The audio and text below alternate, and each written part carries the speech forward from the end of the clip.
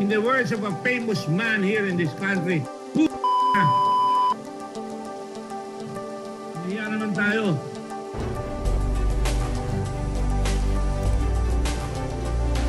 I am convinced, I'm going to tell you, LTO is incompetent, it has no compassion, it is negligent, wala kayong ginagawa, you have apathy, wala kayong pakialam kung ano mangyari sa tao na mamatay, wala kayong effort na bilisan yung plaka, wala kayong news about it, wala kayong sinasabi. You thrive in the silence of the people. Namawala yung motorsiklo, baliwala sa inyo. Deliberate na tinatanggal ang plaka, walang testigo dahil sa inyo. And that is why I'm saying to you in no uncertain terms, magalit na kayo. I don't mind. But you have to do it. Do not trifle with the Senate, especially the Blue Ribbon Committee. That's why we're here.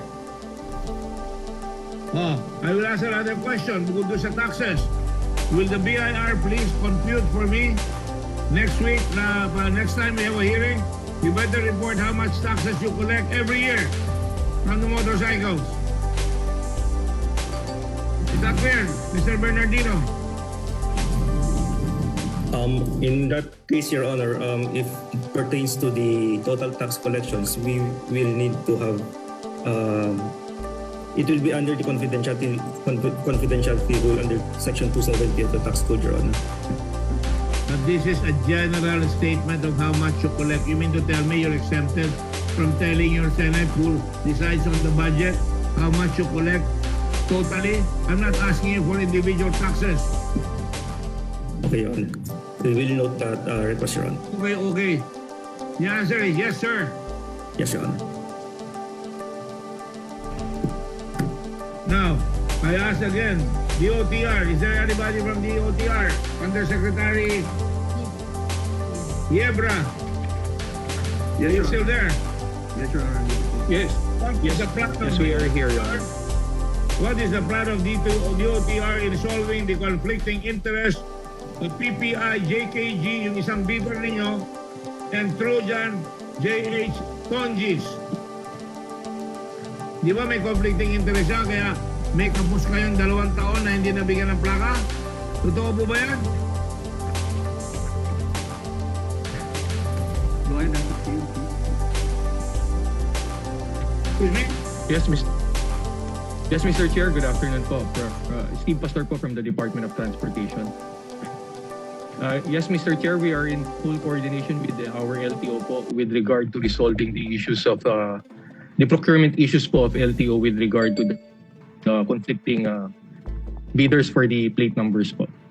How long will it take you to solve that problem so that our people will not suffer any longer?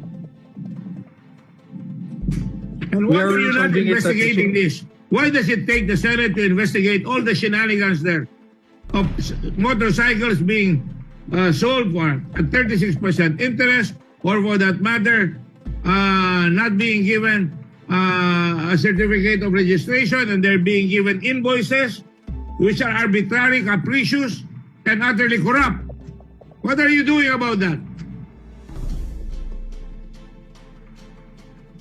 Mr. Chair, we are in full coordination po with LTO and we have given the directive po to resolve the matter at the soonest possible time.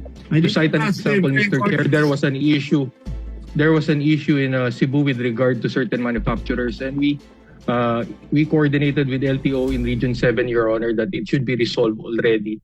That this disadvantageous acts of manufacturers be restrained or be completely stopped by the local by our local LTO in that region, Your Honor. Okay, I heard you loud and clear. That's good. But these are not only disadvantageous. Will you agree with me that these are abusive?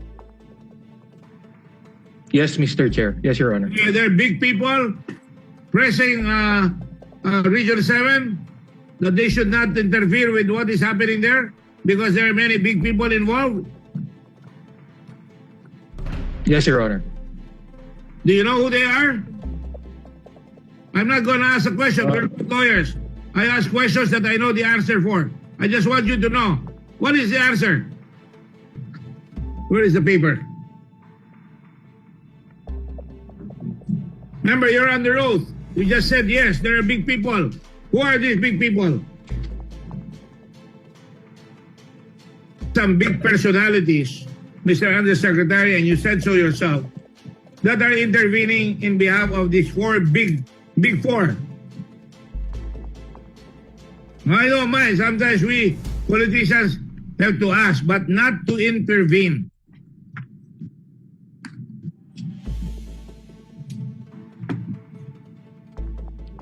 And if you look at, we research here, I don't need anybody from your office. We research here. If you look at CNN, if you look at all the newspapers concerning that case, it is there. Here, I will show you. There is a back and forth because some people are being accused of this and then they're pressing that they should not intervene. They should not touch this big four. They are untouchable. Are you aware of that? That's why you said, that's why we're fixing the problem within Region 7 and the people involved, right? You said that because they're doing disadvantageous things. And I corrected you. They're not doing disadvantageous things. They are really abusing.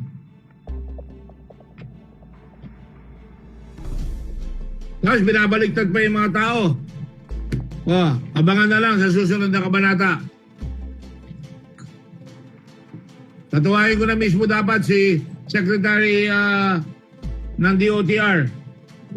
Tugade. Hindi kayo makasagot. All these things involve life, loss of life, involve grinding poverty, abusing the poor, abusing yung mga maliliit na nagmamayari ng motorsiklo na nangangarap na madala niya yung pamilya na hindi na siya mamamasahe, makabawas sa pamasahe. Lahat siya ginagawa. Kasama rin dyan yung pagpapayaman ng ilan. Mayaman na, nagpapayaman pa ng todo-todo. Kasama rin dyan yung nagmamalaki na may mga malalaking tao na sinasabi sikat sila at hindi sila dapat pakialaman. We will not tolerate that. Please inform your Secretary of Transportation that we will go all out and leave no stone unturned to stop this. LTO is not exactly a beautiful area right now. Meron pa kayong bago. Yung ginagawa nyo na bagong motor vehicle inspection system or center na binago na naman nyo. Nagagalit ang tao dahil una, pinag-check nyo yung engine emission. Ngayon, nagpagawa kayo ng malalaking sistema na bawat sasakyan, sisingilin nyo na magkano? 1.8. Nagsusumbong na naman yung mga tao. Nagsusumbong kay Senator Poe. Do you think we're stupid here? Do you think we're blind and deaf to the people?